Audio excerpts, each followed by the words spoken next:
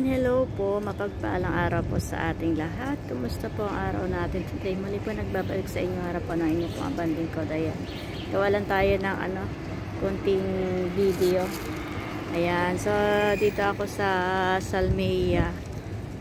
Dali-dali ako nagpunta kasi cleaner ko yung ating titirhan. Ayan, sa awa naman ng Diyos at nakuha na tayo, nakipag transaction na tayo. Ayan, so ang gagawin na lang natin ay yung lipat. So sa ngayon hindi pa ako nakakapaglipat kasi hintay pa lang tayo ng konting oras para makalipat. So pero okay na, ipag-agreement na tayo. So wala na akong problema doon.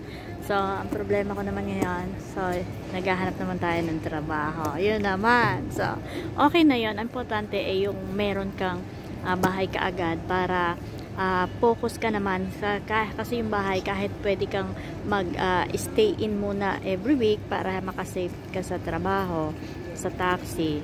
Ayan, so at least meron kang tutuluyan. Kaya yun,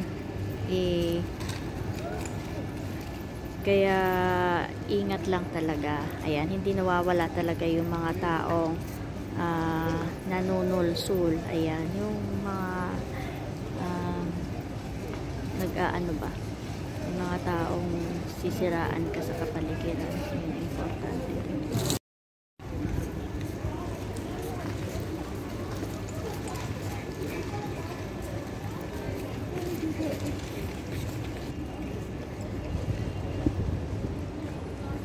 Dahil mga building.